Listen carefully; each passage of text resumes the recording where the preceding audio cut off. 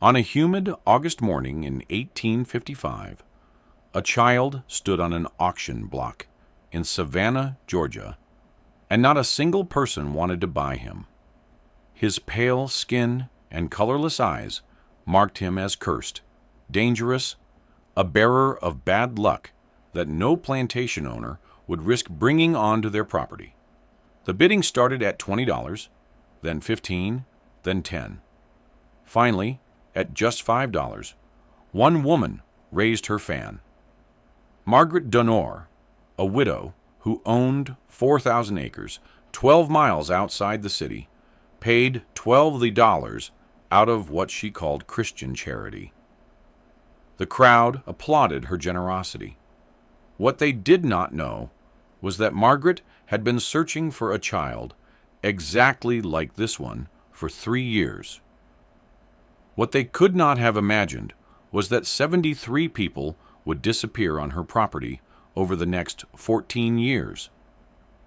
Their fates documented in ledgers that local authorities allegedly burned in 1861. But one ledger survived, hidden in a foundation wall, discovered during highway construction in 1959. Inside were measurements, bloodline charts, and something called the Purification Project. Before we continue with the story of what happened to that albino boy and the hidden compound where Margaret conducted her experiments, I need to ask you something. Subscribe to this channel and hit that notification bell, because we uncover the mysteries that history tried to bury. And please leave a comment telling us what state or city you are listening from. We want to know where our audience is hearing these dark stories. Now, let me take you back to that sweltering afternoon when a widow's terrible vision began to take shape. The summer heat in Savannah felt like a physical weight, pressing down on the crowd gathered near the waterfront slave market. Margaret Donor arrived in her carriage, alone as always, a massive woman whose size commanded attention, in an era when such girth signaled wealth and power. At 47 years old, she had been a widow for 13 years, running her late husband's plantation with an iron will that made overseers nervous and neighbors wary. But what truly set Margaret apart was not her appearance or her business acumen. It was the library she had assembled over the past decade. Over 300 books on natural philosophy, anatomy, and animal husbandry, with a particular focus on breeding techniques and hereditary science. The boy brought to the platform that day was perhaps 11 years old, so thin his ribs showed through his shirt. But it was his coloring that made the crowd fall silent. His skin appeared almost translucent in the harsh sunlight. His hair was white blonde and sparse, and his eyes held a pinkish gray quality that seemed to look through people rather than at them. The auctioneer, a professional named Cyrus Patton, struggled to hide his discomfort. "Lot 47, he announced, without his usual enthusiasm. Malachild, approximately 11 years from the Hutchinson estate near Augusta. As you can see, he has a particular condition, albinism. The word was not spoken aloud, but everyone understood. In 1855, Georgia, such children carried heavy superstitious weight among both white and enslaved communities. Many believed they brought crop failures, that they could see ghosts, that they were marked by divine punishment. The mixing of African and European ancestry was common enough on plantations, but albinism created an uncomfortable ambiguity that defied the racial categories upon which the entire system depended. When bidding opened at $20, not a single hand rose. Peyton lowered it repeatedly until reaching $5. Still nothing. People turned away, some making signs against evil. That was when Margaret raised her fan with deliberate slowness, her expression serene. The crowd turned to stare. $5 to Mrs. Dunor, Peaton said quickly, relieved to have any bid. Going once, going twice, sold. Margaret stood, opening her purse with theatrical generosity. I will pay $12 for the poor child, she announced loudly. It is our Christian duty to care for those whom others reject. Several women nodded approvingly. An elderly gentleman called out, God bless you, Mrs. Dunor. She acknowledged the praise with a gracious smile. The very picture of benevolent Christianity. But as the boy was led to her carriage, her eyes studied him with the cold calculation of a naturalist examining a rare specimen. She had finally found what she needed. Subject 0 for her purification project. The boy, whose previous owners had called him Thomas, sat pressed into the corner of the carriage during the journey to Belmont Plantation. Margaret said nothing to him, but she opened a leather journal and began writing observations. His approximate age, the specific shade of his skin and hair, the color of his eyes in different light, the size of his hands and feet. She worked methodically, occasionally looking up to measure him with her gaze before returning to her notes. Augustus, Margaret's driver, had worked for the Dunor family for over 20 years. His shoulders were tense, his jaw tight. He had learned long ago not to question what Margaret did. Belmont had a reputation among the enslaved community in Chatham County. People went there and simply vanished, not escaped, because word usually spread about runaways being captured. These people ceased to exist, as if they had never been born. The carriage rolled through pine forest toward a part of Belmont that Thomas would soon know too well. A collection of buildings hidden nearly a mile from the main house, accessible only by a narrow road through thick woods. These structures had been built between 1843 and 1852, using materials purchased in small quantities from different suppliers across 3 states. The workers who constructed them had been sold immediately after completion, dispersed to plantations so far apart they would never meet to compare stories. When Augustus stopped the carriage in front of the largest building, Margaret climbed down and beckoned Thomas to follow. The interior was unlike anything he had ever seen. Clean pine floors, whitewashed walls, glass windows. Margaret led him to a small room containing a bed with an actual mattress, a chair, a table with a basin, and a shelf. This will be your room, she said, her cultured voice carrying no warmth.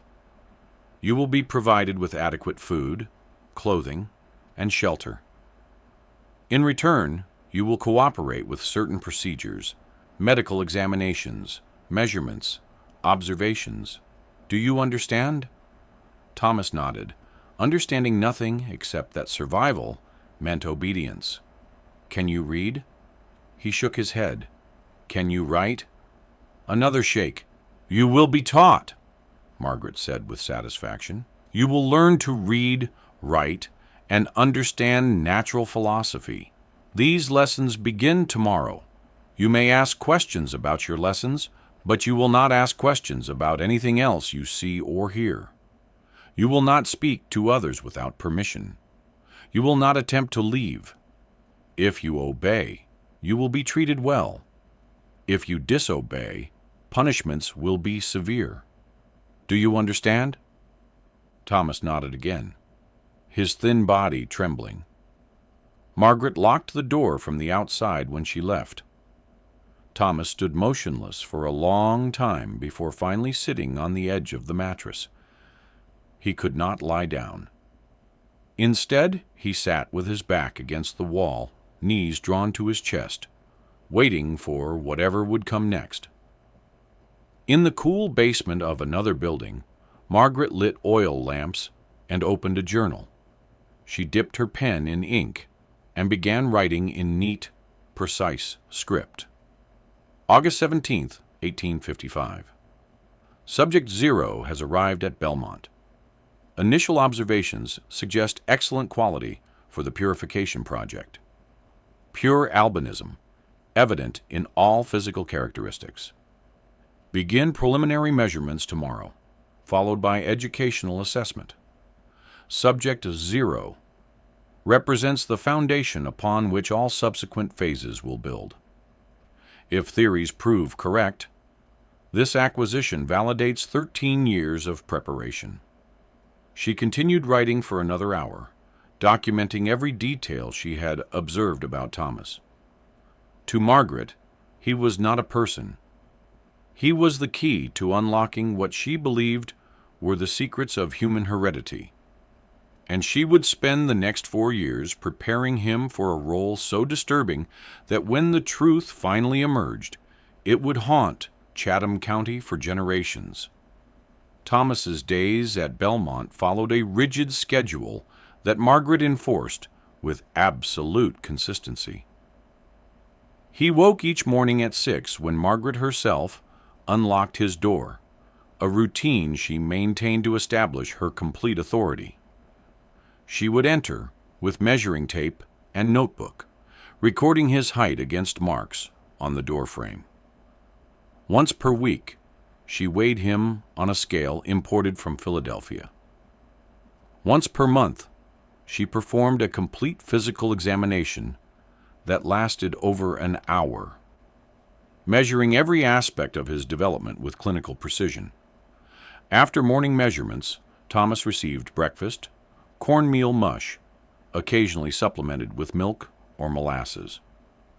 Margaret had calculated precise caloric intake necessary for optimal growth. At 7 o'clock, his education began. Margaret had hired a tutor, a nervous young man from Savannah named Christopher Vance, who came twice weekly to teach reading, writing, and arithmetic. Vance believed he was participating in progressive research testing whether enslaved children could learn academic subjects. He had no idea about Margaret's broader project.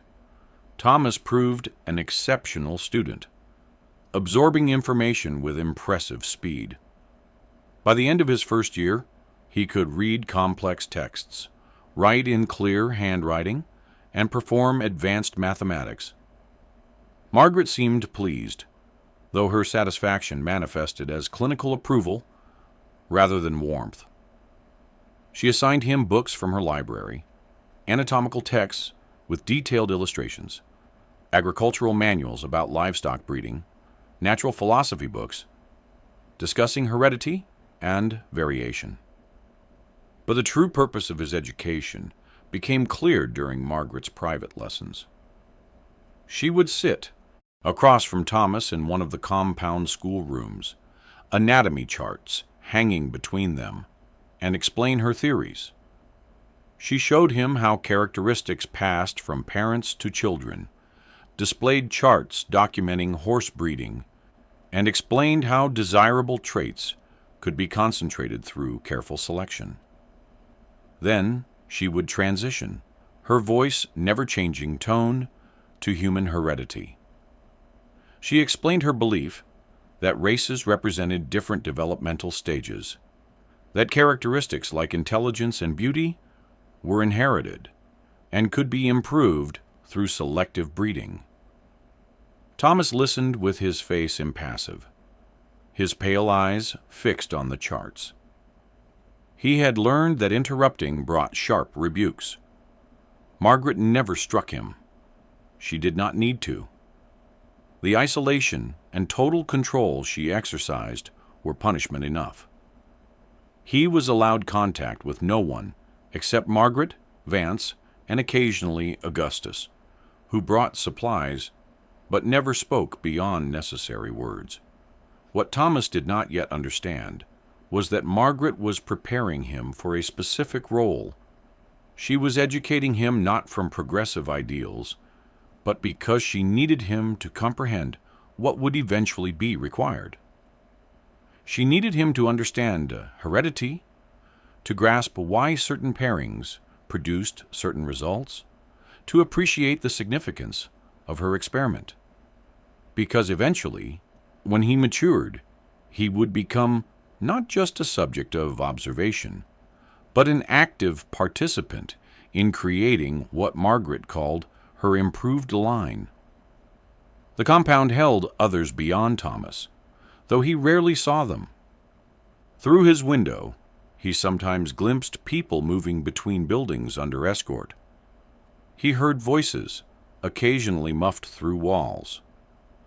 At night, sometimes there were sounds that disturbed him, crying, screaming, or long silences that felt worse.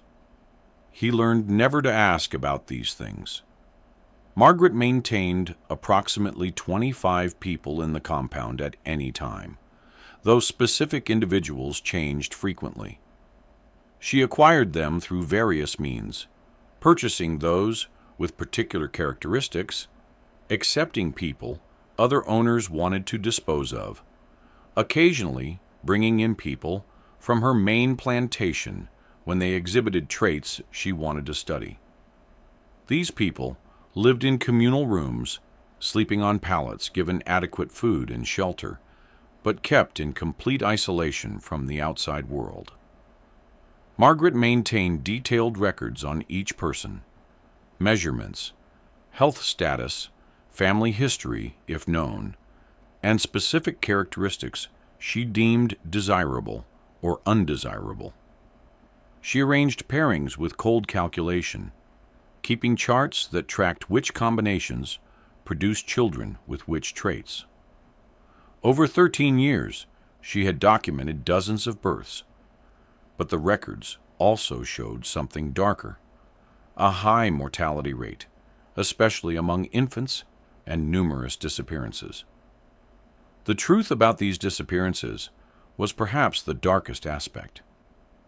When children were born with what Margaret called degenerate characteristics, severe deformities, or health problems, they did not survive long. Her records noted they failed to thrive or expired due to natural weakness. But witnesses who came forward after Margaret's death told different stories. They described infants taken away shortly after birth and never seen again. They described a small cemetery deep in the pine forest, marked only by numbered wooden stakes. They described the copper-lined basement where Margaret preserved biological specimens in alcohol jars, including some that appeared disturbingly human. Thomas knew none of this during his early years. His world consisted of his room, the school room, the examination room, and occasionally the yard where Margaret allowed him supervised exercise. She maintained his health carefully, ensuring adequate nutrition, fresh air, and physical activity. But it was livestock management, not compassion. As Thomas approached his 14th birthday in 1857, Margaret's lessons took on new dimensions. She began explaining reproductive biology in explicit detail using anatomical charts and preserved specimens.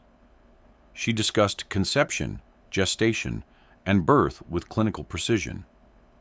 She explained genetic inheritance with growing emphasis on his unique characteristics. "You represent something remarkable," she told him during one lesson, her eyes studying him with calculating intensity. "Your albinism is a pure expression of recessive characteristics. If paired correctly with subjects possessing complementary traits, the offspring would be invaluable for understanding hereditary mechanisms. You are not simply a subject to be observed, Thomas. You are the key to the next phase of this research." Thomas was intelligent enough to understand what she suggested, and the knowledge filled him with profound dread. But he had nowhere to run. The compound was surrounded by miles of forest, patrolled by overseers with dogs. even if he escaped. Where would an albino teenage boy go in 1857 Georgia? He would be captured immediately, returned, punished severely. Margaret owned him as completely as she owned her furniture, and the law supported her absolute right to do anything she wanted. But during his recovery from a serious bout of pneumonia in spring 1858, something unexpected occurred. Augustus, the driver, began speaking to him during supply deliveries. Brief conversations, never more than a few sentences, always when Margaret was absent. Augustus would ask how Thomas felt, comment on weather, mention small details about life outside the compound.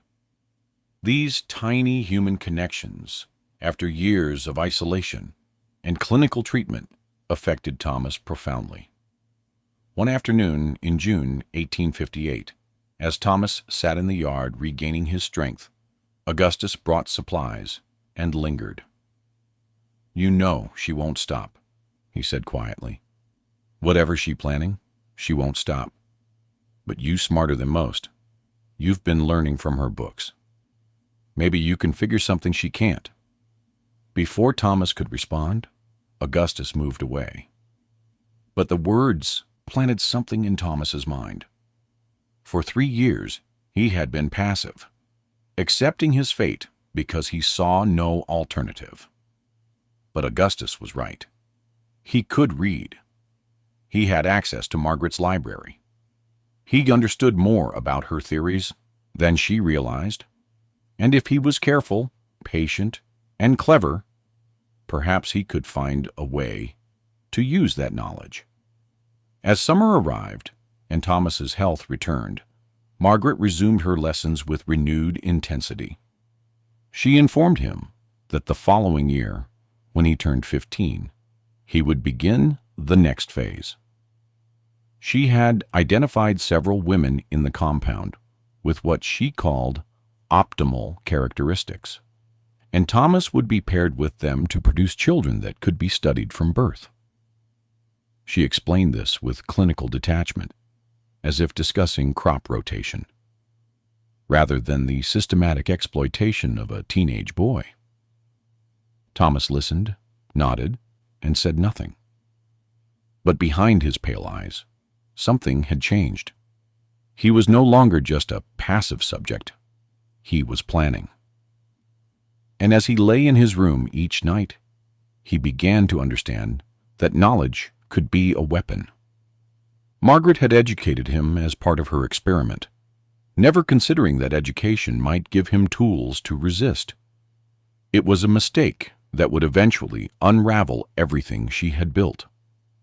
The autumn of 1858 brought an unexpected complication.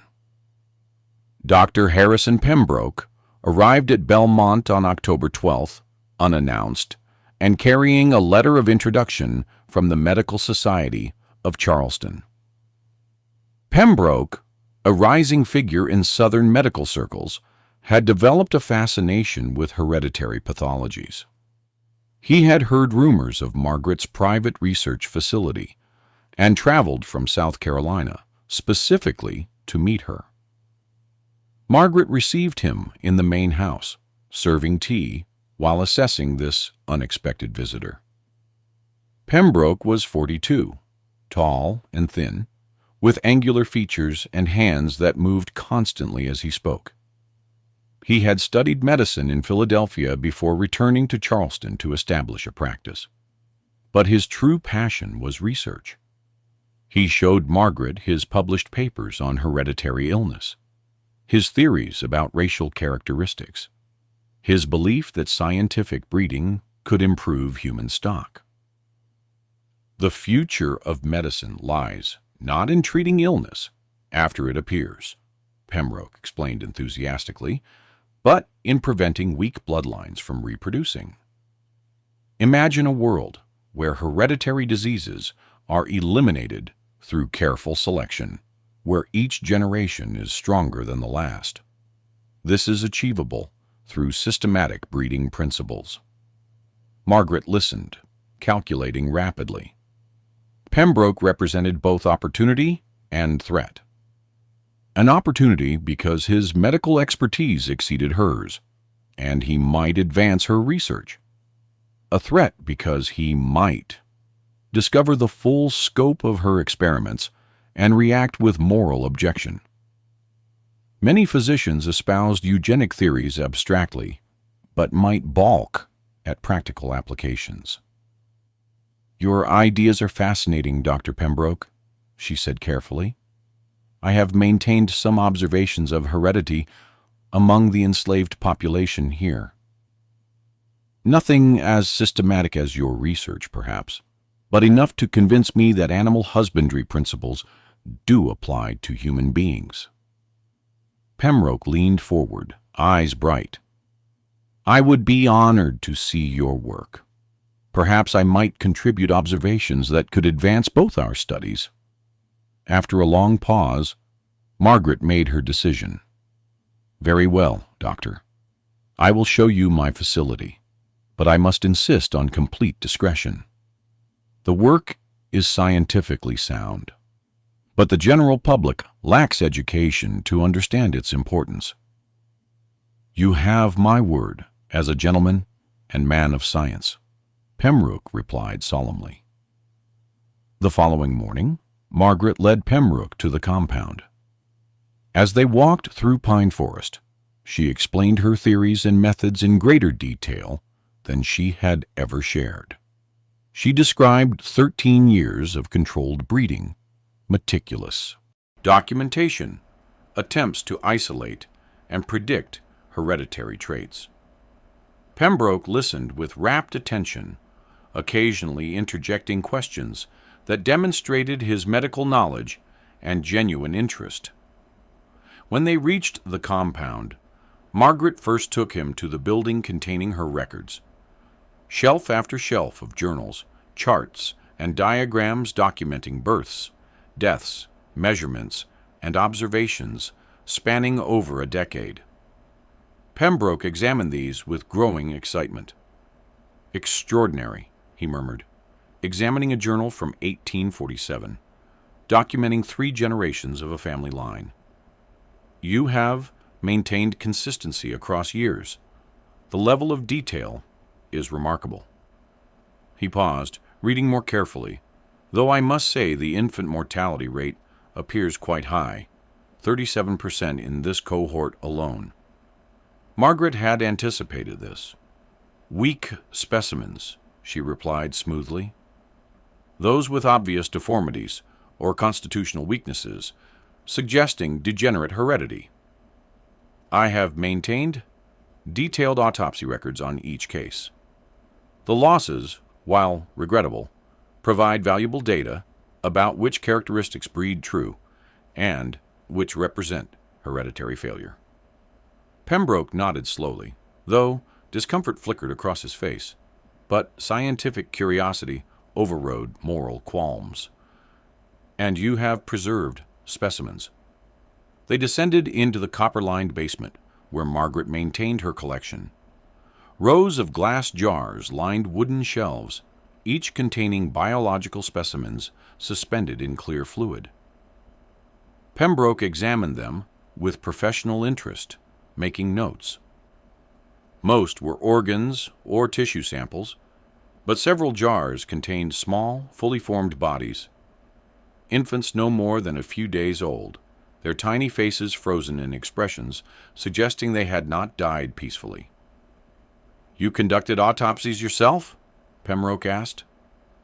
"I had assistance from a physician in Savannah initially, until he passed in 1851. Since then, I have performed examinations independently. My anatomical knowledge is largely self-taught, but adequate for the purpose, more than adequate." Pembroke straightened, closing his notebook. "Mrs. Donor, what you have accomplished here represents a singular achievement. The scope, duration, and attention to detail are remarkable. You should publish these findings." Margaret shook her head. "Publication is impossible. The public would never understand. I am content to continue research privately, advancing knowledge for its own sake. Then perhaps we might collaborate, Pembroke suggested. I could analyze your data, contribute medical expertise, help design additional studies. With proper methodology, we could produce findings that would revolutionize understanding of human heredity. Margaret considered carefully. Collaboration meant shared control and increased risk of exposure, but the possibility of achieving true scientific breakthrough was alluring. "Let me show you the crown jewel of the project," she said finally. She led him to Thomas's room. The boy sat at his table, reading from a medical text. He looked up as the door opened, pale eyes moving from Margaret to the stranger. At 15, Thomas had grown considerably, though he remained thin. His white blonde hair was cut short, and his pallid skin seemed almost luminous in the afternoon light. "This is Subject Zero," Margaret announced with unmistakable pride. "A pure albino, acquired 4 years ago specifically for this project. I have documented every aspect of his development, provided extensive education in anatomy and natural philosophy, and maintained his health carefully in preparation for the breeding phase." Pembroke stared with undisguised fascination. He approached slowly and spent the next 30 minutes conducting a thorough examination, while Thomas sat motionless, enduring the stranger's probing hands with passive acceptance learned over years in the compound.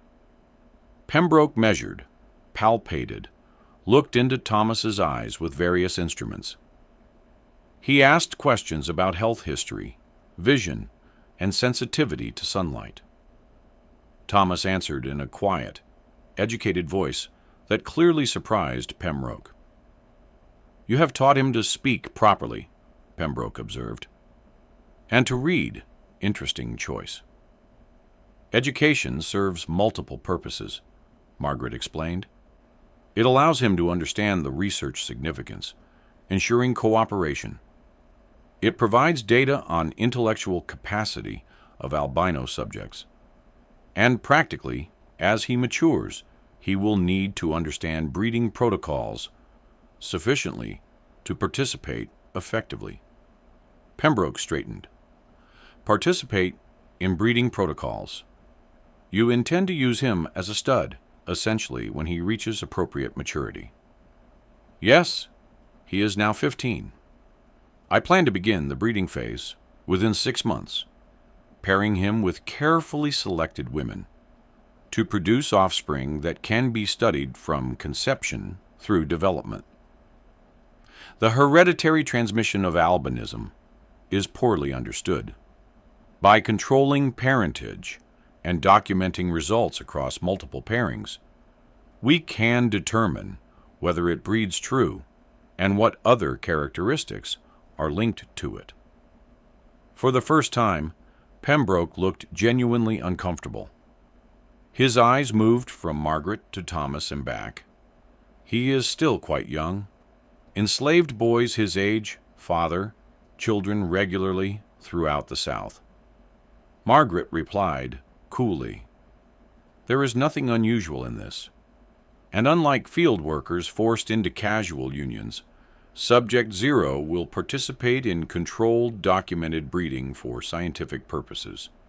The context is entirely different." Pembroke said nothing for a long moment, scientific enthusiasm wearing with residual moral sense. But Margaret had calculated correctly that intellectual ambition would win. "What assurances do I have that offspring will be properly documented?" he finally asked. "Without complete records, from conception through maturity, the data loses much value. I have maintained such records for 13 years, Margaret said. "I have no intention of relaxing standards now. Every conception will be documented, every pregnancy monitored, every birth recorded in detail. Children will be raised here, where development can be observed systematically. You will have complete access to all records. Then I accept your offer of collaboration." Pembroke said, "I can visit monthly to conduct examinations and contribute medical expertise. In exchange, I ask only that I receive credit when these findings are eventually published." They shook hands on the arrangement. Thomas watched this exchange in silence, understanding with perfect clarity that his fate had just been sealed. The one hope he had harbored, that Margaret might postpone or abandon her plans, evaporated. She had found validation from a respected physician, who not only accepted her work, but wanted to participate. There would be no reprieve. After Pembroke departed that evening, Margaret visited Thomas's room. "Dr. Pembroke is impressed with our work. She said he believes we are on the verge of significant scientific breakthrough. You should feel privileged to participate in research of such importance." Thomas remained silent. "I expect your cooperation," Margaret continued, voice hardening. "You have been given advantages no enslaved person could dream of. Education, adequate food and shelter, protection from field work brutalities.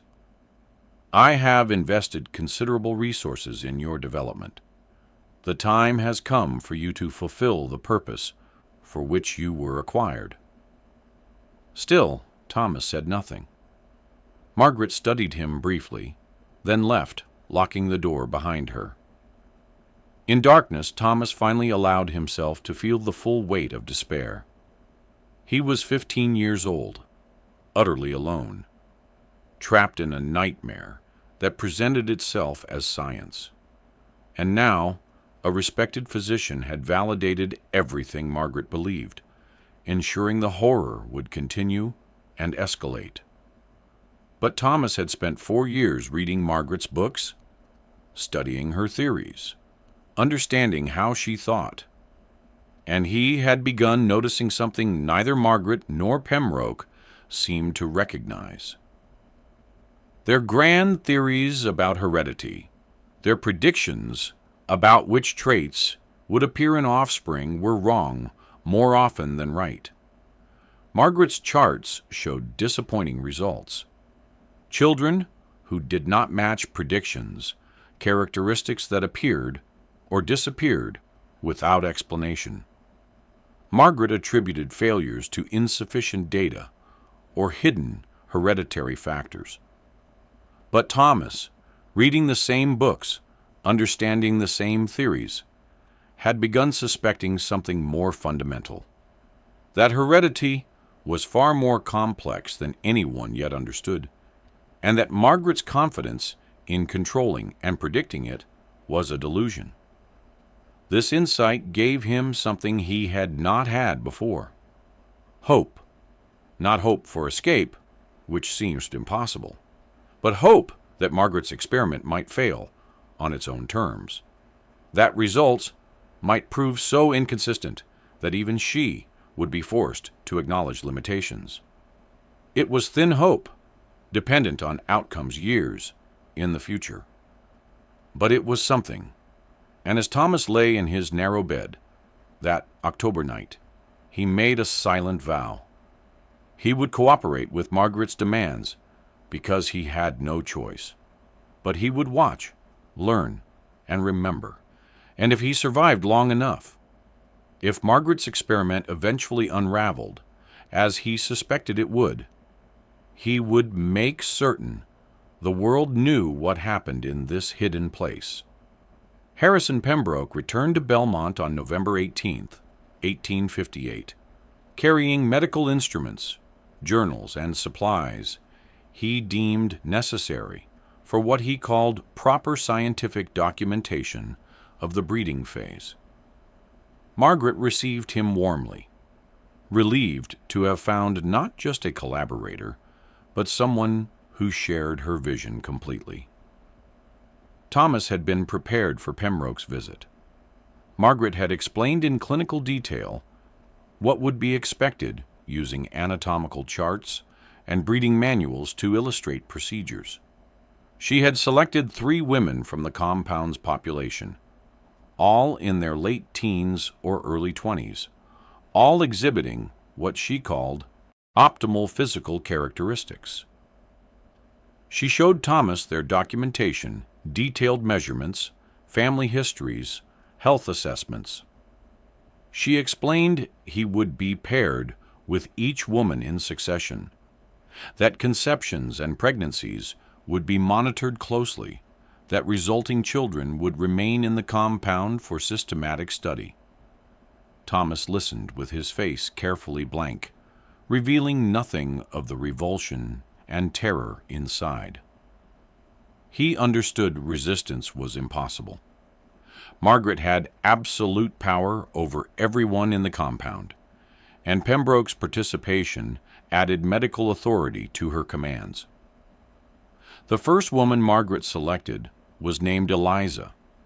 She was 19, tall and slender, with features Margaret's records described as refined type, suggesting mixed heredity, favorable for observing albinism transmission. Eliza had been at the compound for 2 years, taken from Belmont's main plantation. After giving birth to a child Margaret wanted to study. That child, a daughter, had been removed shortly after birth. Eliza never saw her again. The experience left her withdrawn and deeply traumatized, though Margaret's notes characterized her simply as compliant subject with minimal resistance. Margaret brought Eliza to Thomas's room on a cold November afternoon. Pembroke waited outside, ready to enter after what Margaret estimated would be sufficient time. She explained to both what was expected, her voice carrying no more emotion than if instructing servants on housekeeping. Then she left them alone, locking the door from outside. For a long time, neither moved nor spoke. They stood on opposite sides of the small room, 2 terrified young people trapped in a nightmare. Neither had power to escape. Finally, Eliza broke the silence. "I know you," she said softly. "I seen you from the window sometimes. The white boy she keeps locked up. Been here long as me, maybe longer." Thomas nodded. 4 years. What's she make you do? Study, read her books, learn about? He gestured helplessly at anatomical charts on the wall. This Eliza moved to the window. "My baby was a girl. Pretty little thing. Mrs. Dunor took her away that same night. Told me the baby died, but I heard her crying for days after in some other part of the building. Then I didn't hear nothing no more." Her voice was flat, drained of emotion by grief too large to fully express. "You think that baby really died?" Thomas did not answer because he did not know what truth would be kinder. Instead, he said, "I'm sorry." Eliza turned to look at him, her eyes holding depths of sorrow. "You and me, we got no choices here. She own us. She can make us do whatever she want. So I guess we do what she say, and maybe we survive. That's all there is. What happened next in that locked room will not be described in detail because some horrors need not be rendered explicit to be understood. It is enough to say that 2 young people, stripped of all agency, tried to retain some shred of dignity in an utterly degrading situation. When Margaret unlocked the door an hour later, followed by Pembroke carrying medical instruments, both Thomas and Eliza had been changed in ways that would haunt them for whatever remained of their lives. Pembroke conducted an examination of Eliza that was invasive and humiliating, documenting everything in his notebook with clinical precision. He discussed findings with Margaret, as if Eliza were not present, using medical terminology that dehumanized her completely. Then he dismissed her, and she was escorted back to her sleeping quarters. Thomas remained, and Pembroke subjected him to similar examination and questioning, recording observations about his physical response, emotional state, and comprehension of what had occurred. Margaret and Pembroke repeated this process with the second woman, Sarah, on November 25th. Sarah was 18 at the compound, only 6 months purchased from a plantation near Augusta, because Margaret's records indicated desirable hereditary traits. Unlike Eliza, whose trauma produced resignation, Sarah's manifested as rage. When Margaret explained what would be required, Sarah refused outright, voice shaking with fury and fear. "You can beat me, sell me, kill me," Sarah said, "but I ain't doing this. This ain't right. And you know it." Margaret remained unmoved. "You have no right to refuse. You are property purchased, specifically for this purpose. Your cooperation is required. Then you're going to have to force me." Margaret nodded to the overseer. "Take her to the isolation room. No food until she reconsiders." Sarah was locked in a small windowless basement room, receiving only water and a single small piece of bread daily. She remained there for 6 days. On the second day, Margaret visited to ask if she had reconsidered. Sarah, weakened but defiant, refused. On the 4th day, Margaret visited with Pembroke, who explained in medical terms the damage prolonged starvation would cause, emphasizing permanent harm she was inflicting on herself through pointless resistance. Sarah wept, but did not relent. On the 6th day, Margaret took a different approach. She brought Eliza to the isolation room and made her describe what had happened, emphasizing that Eliza had survived, had not been physically harmed. That continued resistance would only prolong Sarah's suffering without changing the outcome. Eliza, exhausted and broken, delivered this message as instructed, though her voice carried an apology Margaret had not scripted. Sarah finally surrendered. She was too weak to walk, so the overseer carried her to Thomas's room, where the process was repeated. Pembroke documented everything with clinical detachment, noting that subject's physical condition compromised by resistance period recommend improved nutritional preparation for future pairings. The third woman, Hannah, witnessed what happened to Sarah and offered no resistance when her turn came in early December. She was 21 at the compound for 3 years and had learned long ago that survival meant absolute submission. She complied with everything Margaret demanded, her face an expressionless mask, her eyes fixed on some distant point beyond the walls. Afterward, Pembroke noted with satisfaction that subject demonstrated optimal compliance, suggesting effective conditioning protocols. Thomas endured these weeks in a state of numb dissociation. Each night, locked in his room, he stared at the ceiling and tried to separate his mind from his body, to preserve some core of self that remained untouched by what Margaret forced him to do. He read obsessively, losing himself in anatomical diagrams and breeding charts, anything to avoid thinking. And he watched Margaret's records carefully whenever he had access, noting growing discrepancies between her predictions and actual results from previous experiments. Margaret, meanwhile, was triumphant. She had successfully initiated the breeding phase with Subject 0, documenting every detail with Pembroke's assistance.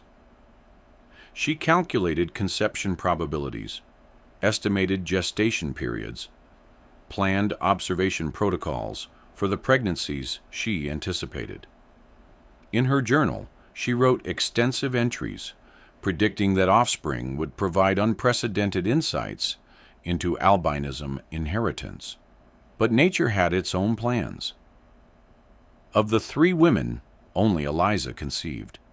Sarah and Hannah's bodies, stressed by trauma and harsh conditions, did not support conception, despite repeated pairings in subsequent months. Margaret attributed this to constitutional weakness, noting it as data supporting her theories. She did not consider, or chose not to acknowledge, that profound trauma might affect fertility. Eliza's pregnancy was monitored with obsessive attention. Margaret and Pembroke examined her weekly, measuring her abdomen, listening to the fetal heartbeat, documenting every aspect of gestation. They discussed predictions. Would the child show albinism? What would the skin color be? The eye color? They debated these questions with scientific enthusiasm, apparently blind to Eliza's growing despair as her pregnancy advanced. Thomas saw Eliza occasionally from his window, or during brief periods when compound residents were allowed in the yard. Her belly grew through winter into spring. She moved slowly, heavily, her face drawn with exhaustion and something deeper. Once their eyes met across the yard, and Thomas saw grief so profound it stopped his breath. She was mourning her child before it was even born, knowing what fate awaited any baby born in this place. As Eliza's due date approached in May 1859, Margaret prepared the compound's medical room with additional supplies.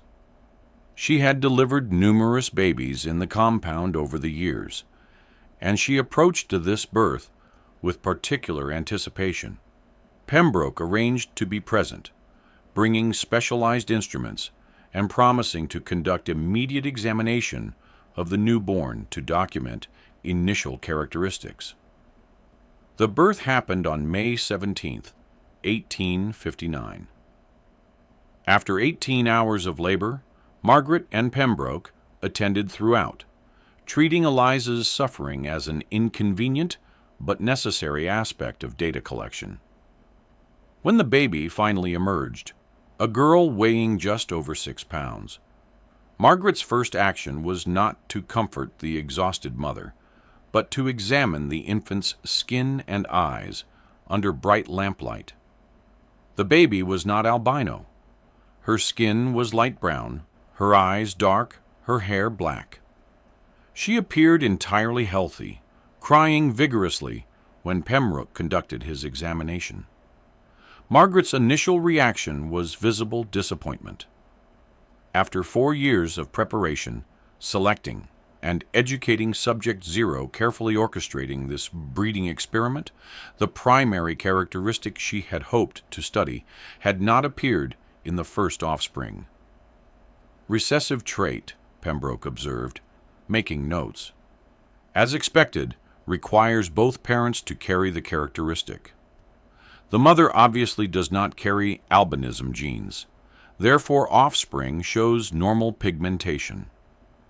We would need $750,000, multiple generations, and careful selection to isolate the recessive expression. Margaret nodded, her mind already calculating next steps. Subject 0 will need to be paired with his own female offspring. Once they reach maturity, that is the only way to increase probability of albino expression in subsequent generations. This child will be designated Generation 1, Female 1. When she reaches approximately 15 years of age, she will be bred back to Subject 0. Eliza, lying exhausted on the birthing bed, overheard this conversation. The implications were clear enough, even through her pain and fatigue. They intended to take her daughter, raise her in this compound, and eventually force her into the same nightmare Eliza had endured. The realization produced a sound from Eliza that was not quite a scream, not quite a sob, but something more primal, a sound of absolute despair that would haunt Thomas, who heard it from his locked room for the rest of his life. Margaret allowed Eliza to nurse the baby for 1 week, long enough to establish feeding. Then, on May 24th, the infant was removed and taken to a separate room where a wet nurse, another enslaved woman, would provide care under Margaret's supervision. Eliza was returned to the general population of the compound, her body still recovering from birth, her arms empty, her milk drying painfully because she had no baby to feed. The compound fell into a strange, tense quiet after that week in May. The sounds from other buildings ceased almost entirely. Even Margaret seemed subdued, though she maintained her routines and continued documenting observations with mechanical precision. Something had shifted. Some balance had broken, though Thomas could not identify exactly what. What no one knew was that Eliza had made a decision during that week when she was allowed to hold her daughter. A decision born from love so fierce it manifested as terrible action. On the 6th night, when darkness was complete and the compound was quiet, Eliza did something that ensured her daughter would never be used in Margaret Dunour's experiment. The wet nurse found both of them the next morning. Eliza's arms wrapped around the tiny body that had ceased breathing sometime in the night. The details were never recorded, the method never documented. Margaret simply noted in her records. Generation 1 Female 1 expired due to unknown cause. Subject Eliza subsequently disposed of as unreliable for further breeding protocols. What disposed of meant was never explained in the documents, but Eliza was never seen again in the compound after that day. And in the small cemetery deep in the pine forest, a witness who came forward decades later remembered digging 2 graves that week in May. Not one. A larger grave and a smaller one, marked only with wooden stakes that eventually rotted away, leaving no trace that either of them had ever existed. The summer of 1859 brought stifling heat to Chatham County, and with it came an unexpected visitor who would change everything. Dr. Samuel Hargrave from Atlanta arrived at Belmont on July 8th, accompanied by a young medical assistant named Robert Chen. Hargrave had corresponded with Margaret about her research after reading one of Pembroke's published papers that made vague references to systematic hereditary studies being conducted in Georgia. Intrigued, Hargrave had written to Margaret requesting permission to visit, and she had agreed, hoping to replace the increasingly unreliable Pembroke with a more stable collaborator. Robert Chen was 24 years old, the son of immigrants who had come to San Francisco during the gold rush before eventually settling in Georgia. He was assisting Hargrave with research for a book on human anatomical variation across different populations. Chen approached the visit to Belmont with professional curiosity, expecting to see interesting documentation of hereditary patterns. What he found instead would haunt him for the rest of his life. Margaret gave them the same tour she had given Pembroke: the records room with its shelves of journals and charts, the basement with its preserved specimens, and finally, the introduction to Subject Zero. But where Pembroke had responded with scientific enthusiasm, tempered by growing unease, Chen's reaction was immediate and visceral horror. As Margaret explained her methods, detailing the forced pairings, the systematic breeding, the high infant mortality rate, Chen's face grew progressively paler. When she described her plans to breed Thomas with his own offspring once they matured, Chen could no longer remain silent. "Mrs. Dunor," he said carefully, his voice tight with barely controlled emotion. "What you describe is not research. It is systematic brutality. These are human beings, not livestock. No scientific knowledge could justify such violations of human dignity." Margaret stiffened, her face wreathing. "You are young and influenced by sentimental notions that have no place in scientific inquiry. These are enslaved people, legally my property, whose reproduction I control absolutely under the law. I am using that legal authority to advance human knowledge. Your moral objections are irrelevant." "The law does not determine morality," Chen replied steadily, "despite the danger of contradicting a wealthy woman in her own home. What is legal can still be profoundly wrong. What you are doing here is wrong, Mrs. Dunor. History will judge this harshly." Hargrave attempted to mediate, but Chen would not be silenced. "There is no theoretical framework that justifies treating human beings as breeding stock. I have seen enough. I will not participate in this, and I strongly advise you, Dr. Hargrave, to withdraw as well." Margaret ordered both men off her property immediately.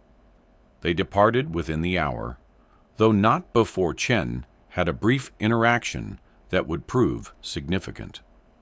While waiting for Hargrave to collect his belongings, Chen wandered down the hallway where Thomas's room was located.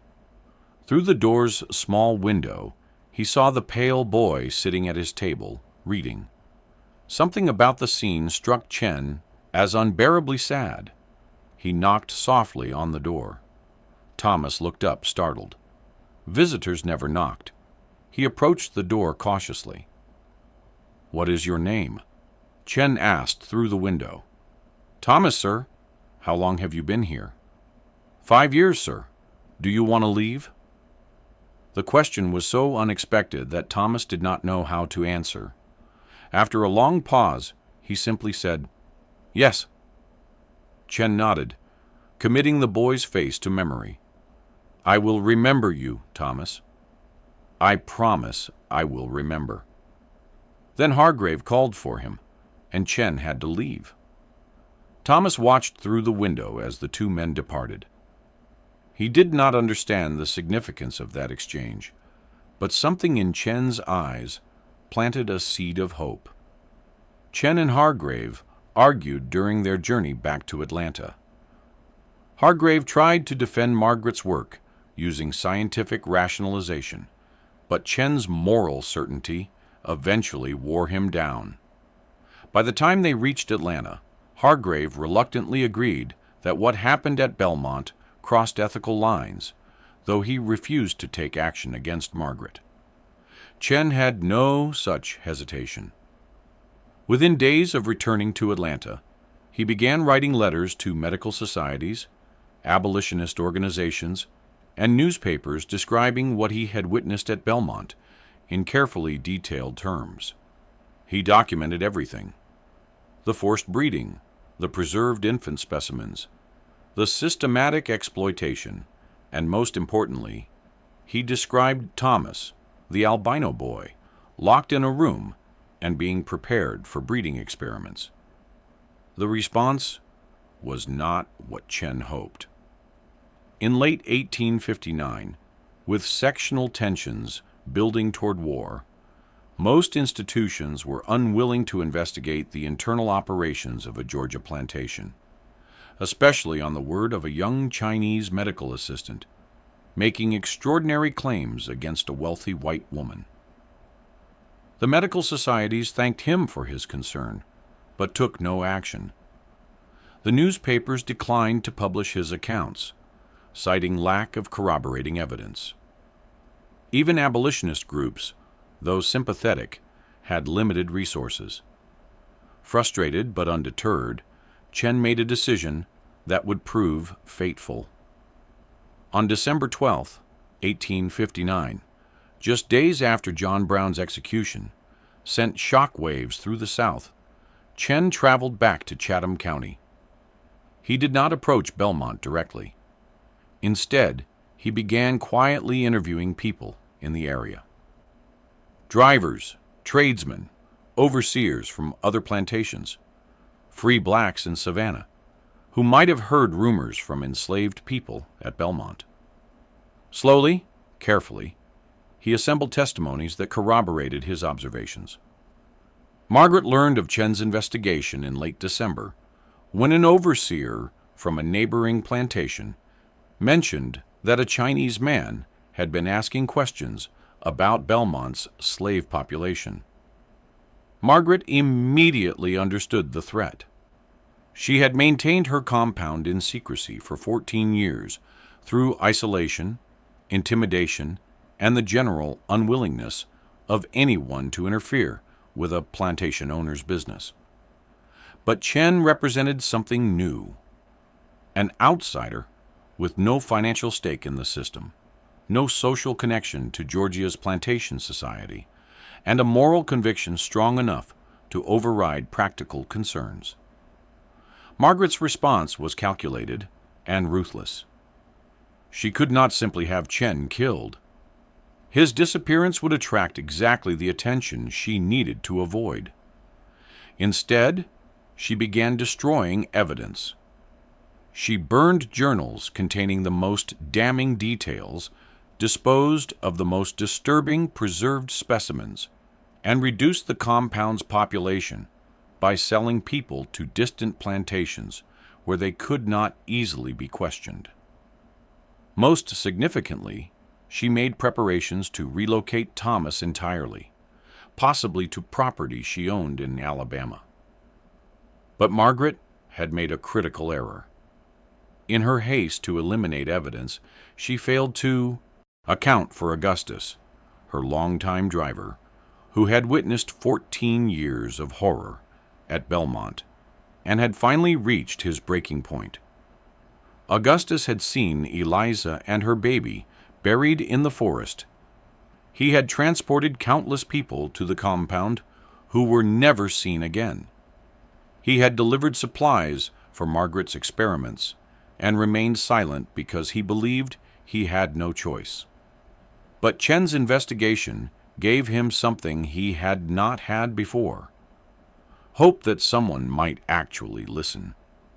On January 15, 1860, Augustus made contact with Chen through an intermediary in Savannah. They met secretly in a warehouse near the docks, and Augustus told Chen everything he knew. He described the hidden compound, the forced breeding, the high mortality rate, the cemetery in the forest with its numbered stakes. He provided names of people who had disappeared, dates when they had been taken to the compound, details about Margaret's methods, and her obsessive documentation. Most importantly, he drew a map showing the location of the compound and described how to access it without being detected. Chen now had corroborating testimony from someone who had been inside Belmont for years. It was exactly what he needed to force authorities to act. He traveled to Savannah and presented his evidence to the county sheriff, a man named William Pritchard. Chen laid out everything: his own observations, Augustus's testimony, the physical evidence that still existed at the compound despite Margaret's destruction efforts. Pritchard was in a difficult position. Margaret Dunor was wealthy, influential, and well-connected. Investigating her based on accusations from a Chinese medical assistant and an enslaved driver could end his career if the charges proved false or exaggerated. But Chen's documentation was detailed and specific, and if even half of what he alleged was true, Pritchard could not ignore it without becoming complicit. On January 23, 1860, Sheriff Pritchard, accompanied by 2 deputies and Robert Chen, arrived at Belmont with a court order to inspect the compound.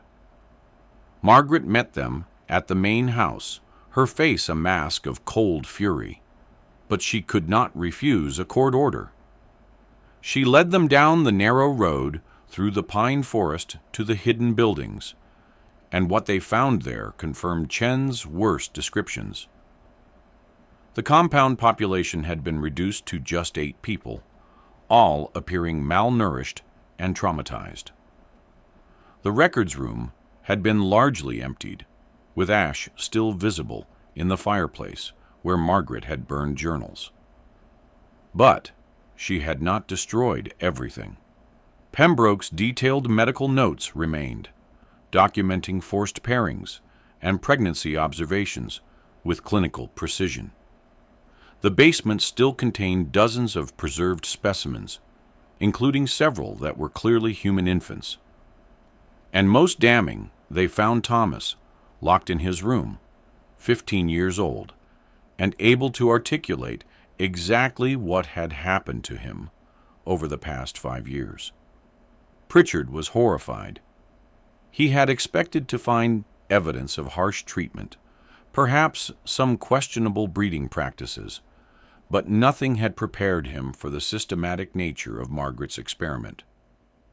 He placed Margaret under house arrest, pending formal charges, and ordered the compound closed. The 8 remaining residents were removed and placed temporarily in the county poorhouse, while authorities determined their legal status. Thomas, because of his unique circumstances and ability to testify, was placed under the protection of the court.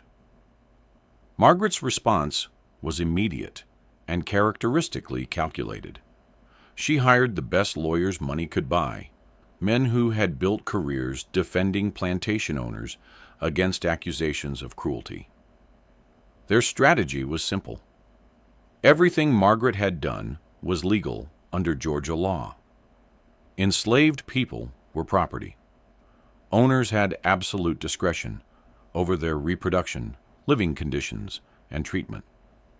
The law explicitly gave Margaret the right to do everything Chen and Pritchard accused her of doing. The forced breeding, the medical experiments, even the high infant mortality rate were all within her legal rights as a property owner. It was a defense that would likely succeed. In 1860 Georgia, no jury would convict a wealthy white woman for actions that were technically legal, no matter how morally repugnant. Chen knew this.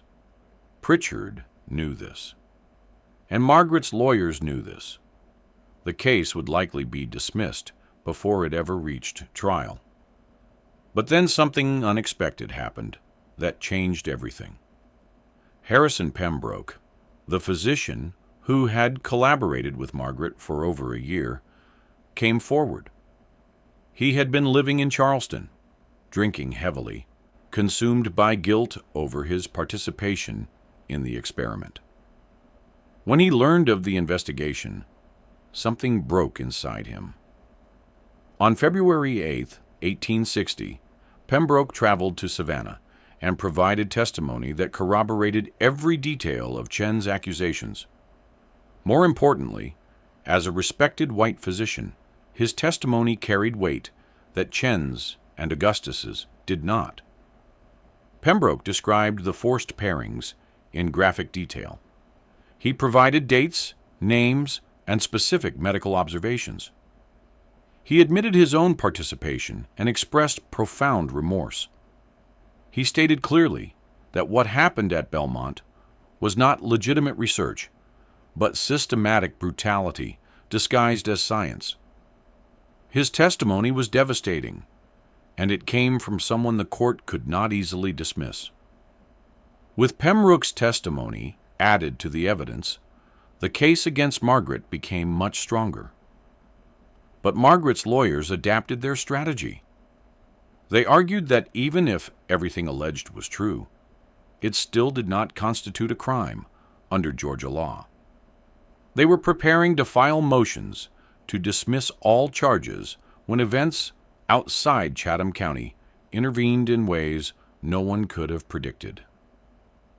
Just when we thought we understood the full scope of Margaret Dunar's experiments, the investigation uncovered something even more disturbing. If you have been following this dark journey into one of Georgia's most suppressed historical horrors, this is the moment when everything unravels. Hit that like button if this story has kept you on the edge of your seat. Share it with someone who appreciates true historical mysteries. And make sure you are subscribed so you do not miss the conclusion. Now, let me tell you how the truth about Belmont finally came to light, though not in any way that would bring real justice. In March 1860, as Margaret's lawyers maneuvered to have all charges dismissed, Chen made one final effort to expose the full scope of the Belmont horrors. He had been investigating one persistent question that no one had adequately answered. What happened to all the people who had disappeared from the compound over 14 years?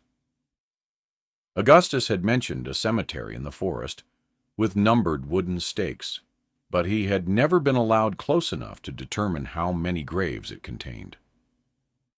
On March 14, 1860, Chen, accompanied by Sheriff Pritchard and 2 deputies, searched the pine forest behind the compound until they found the cemetery Augustus had described. What they discovered was far worse than anyone had imagined. The wooden stakes had mostly rotted away, but careful examination of the ground revealed disturbances indicating at least 47 separate grave sites. 47 people buried in unmarked graves in a hidden cemetery. Their deaths never reported, their names never recorded in any official document. Pritchard ordered excavations of several graves to determine cause of death. What they found was horrifying. Multiple infant remains, some showing signs of physical deformities, others appearing entirely healthy. Several adult remains that forensic examination suggested had died of malnutrition or untreated illness.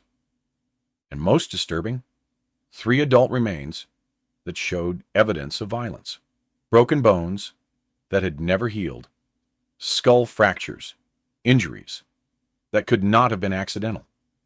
This discovery changed everything. Margaret could argue that breeding enslaved people was legal, that high infant mortality was unfortunate but not criminal. But murder was murder, regardless of the victim's legal status. The evidence of violence in those graves suggested that some people in the compound had not simply died from neglect or harsh conditions. They had been killed. When confronted with this evidence, Margaret maintained that she had no knowledge of any violence. She claimed that if anyone had been killed, it must have been the work of overseers acting without her authorization or conflicts among the enslaved people themselves. Her lawyers argued that without witnesses or documentation proving Margaret personally committed or ordered any killings, the murder charges could not be sustained. But Margaret had not accounted for one person. Hannah, the 3rd woman forced to pair with Thomas, who had survived the experiment through absolute submission. Hannah had been one of the 8 people removed from the compound when it was closed. She had remained silent during initial questioning, traumatized and afraid. But when she learned about the cemetery and the evidence of violence, something shifted in her. On March 22, 1860, Hannah came forward with testimony that would finally break through Margaret's legal defenses. Hannah described witnessing Margaret personally administering poison to an infant who had been born with severe deformities. She described seeing Margaret strike a woman who had refused breeding protocols, hitting her with such force that the woman collapsed and never regained consciousness. She described Margaret ordering an overseer to dispose of a man who had become too ill to be useful for breeding experiments. Hannah provided dates, names, and specific details that could be corroborated against the grave sites and Margaret's remaining records. Hannah's testimony was given at tremendous personal risk. As an enslaved woman, testifying against a white property owner, she had no legal standing in Georgia courts. Her testimony would normally be inadmissible, but the circumstances were unusual enough, and the physical evidence compelling enough, that the judge allowed her testimony to be entered into the record, though he made clear it could not alone support a conviction. Margaret's lawyers attacked Hannah's credibility viciously, arguing that enslaved people routinely lied to harm their owners, that Hannah's testimony was motivated by resentment over being used in breeding experiments, that nothing she said could be trusted.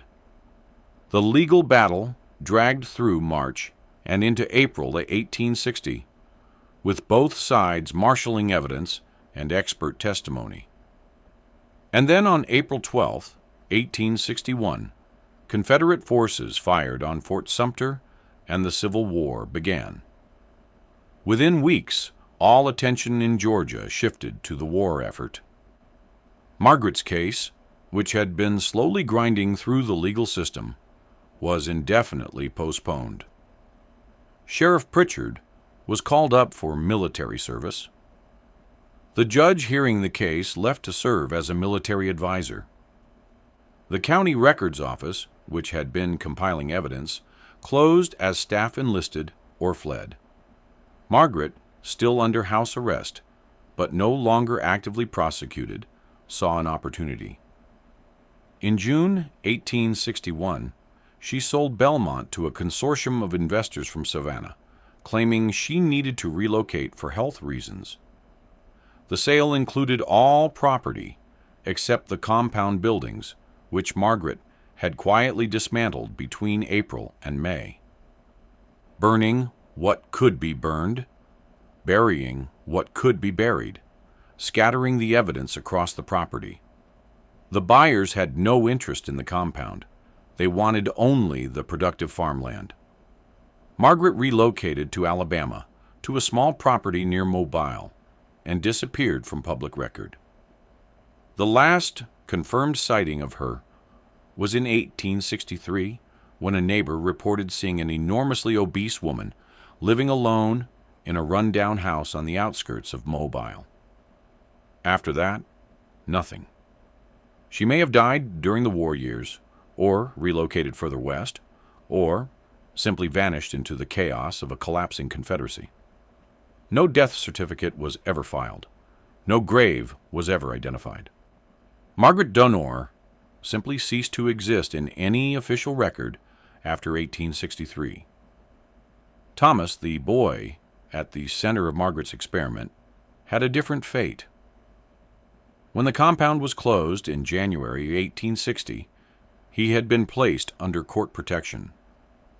Robert Chen, feeling personally responsible for Thomas's welfare, arranged for him to be housed temporarily with a Quaker family in Savannah, who opposed slavery and agreed to care for him during the legal proceedings.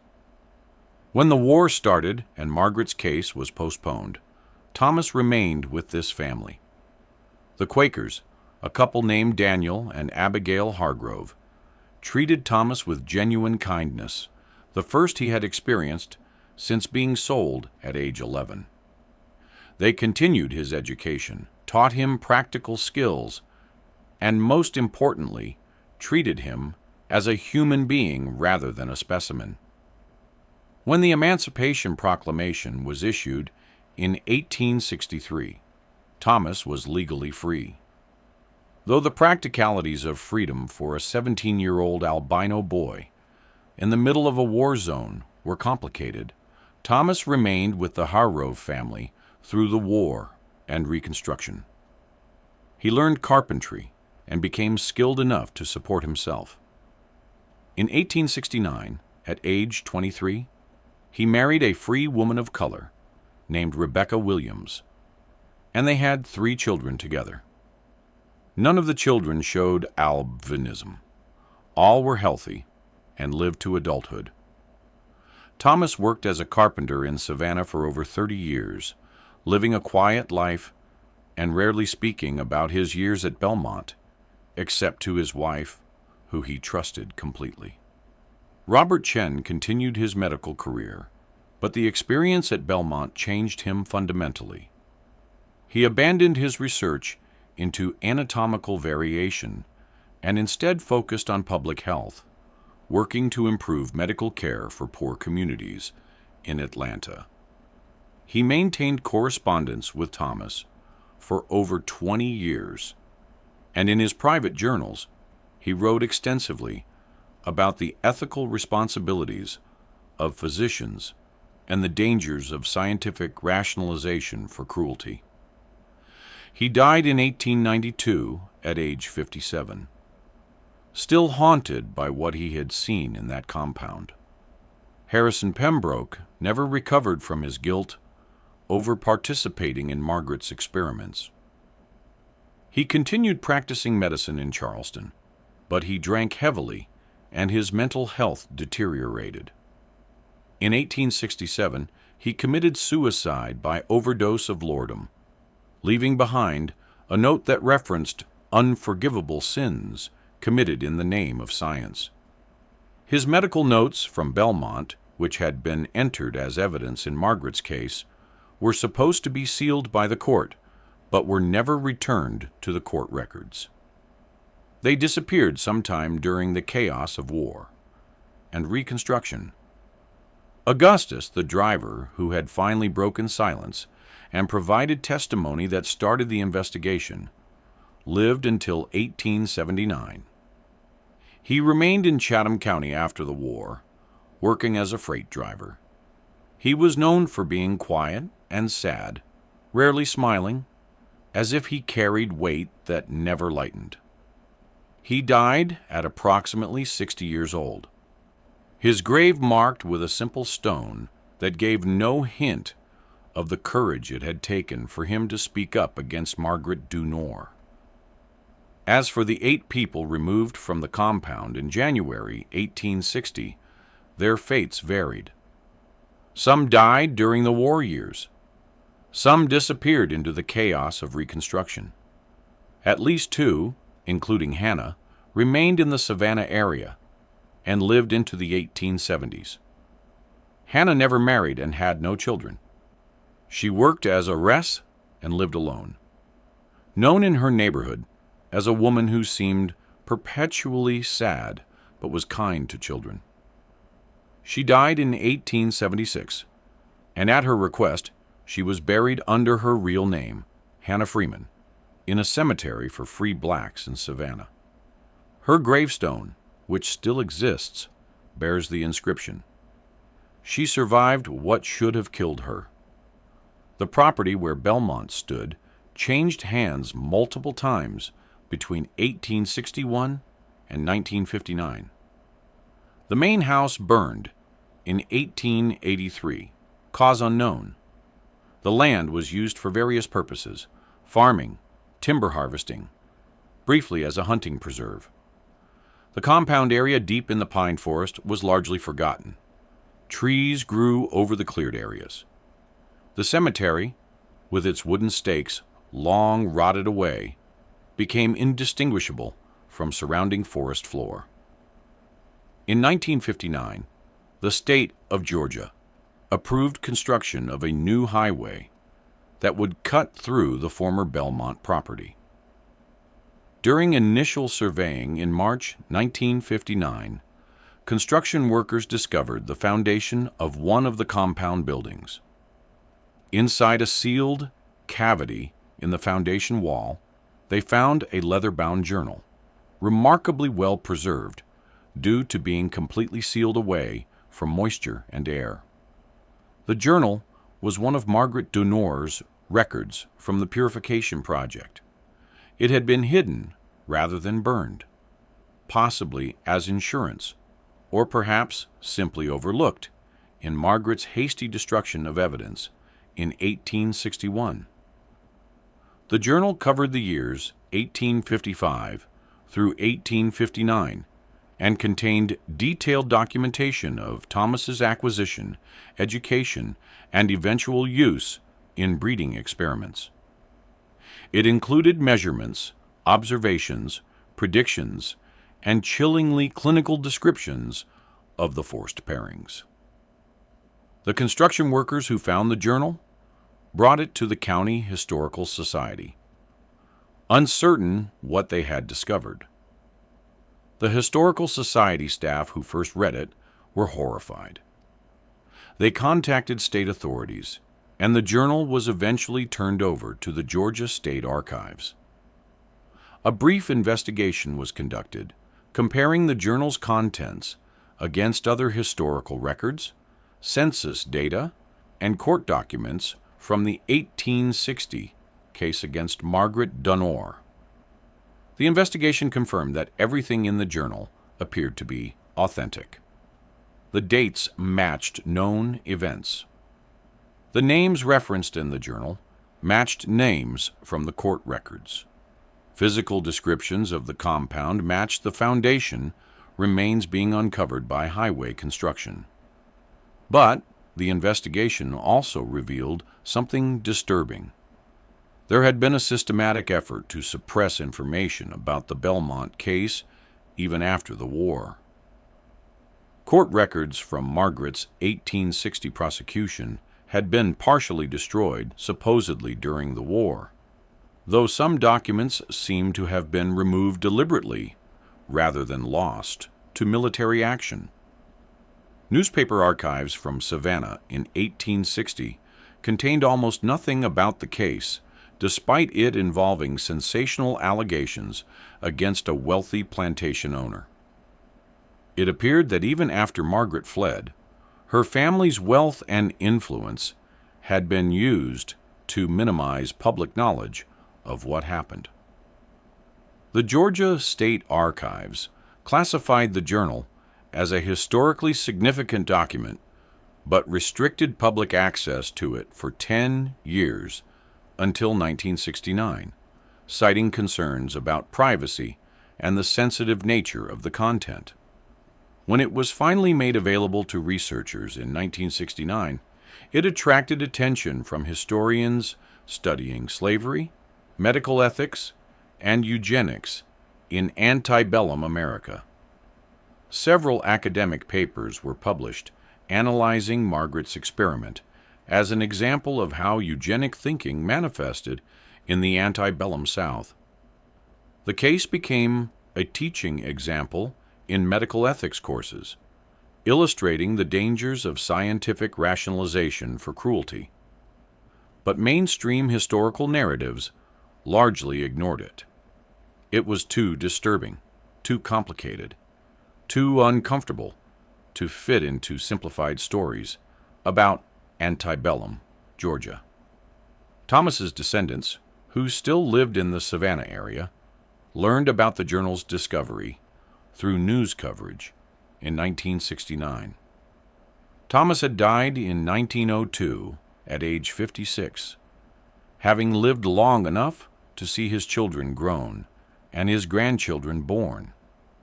He had told his wife Rebecca most of what happened at Belmont, and she had told their children some of it, though protecting them from the worst details. When the journal was made public, Thomas's grandchildren were in their 50s and 60s, and they finally understood the full scope of what their grandfather had endured. The family debated whether to speak publicly about their connection to the case, but ultimately decided against it. They were established in Savannah, had built good lives despite the barriers faced by African Americans in the Jim Crow South, and feared that association with such a notorious case might bring unwanted attention or harm. They maintained private family knowledge of Thomas's history, but did not contribute to public discussions of the Belmont case. The highway construction continued despite the discovery. The compound foundations were documented by archaeologists, then destroyed to make way for the road. The cemetery area was within the highway right-of-way and was excavated more thoroughly. Remains of 61 individuals were ultimately recovered, including adults and children ranging from infants to elderly. All were re-earied in a single plot in a Savannah cemetery, marked with a stone that reads in memory of those who suffered at Belmont Plantation, 1842-1860. May they rest in peace and never be forgotten. This mystery shows us how easily scientific language can be used to justify profound cruelty, how legal authority can be wielded as a weapon against the powerless, and how institutions can fail to protect the most vulnerable. Margaret Donor's experiment was not an aberration. It was an extreme example of attitudes and practices that were widely accepted in her time.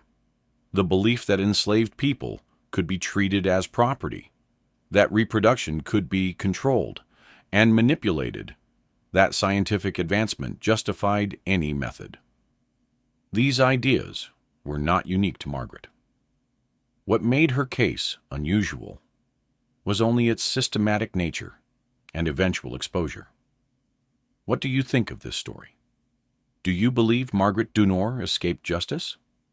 Or did her guilt pursue her into whatever fate she met after 1863? Leave your comment below and share your thoughts. If you found this tale compelling and want more dark historical mysteries like this, subscribe to Liturgy of Fear. Hit that notification bell and share this video with someone who appreciates stories that illuminate the darkest corners of American history. Thank you for listening, and remember, the most terrifying horrors are often those that really happened. See you in the next video.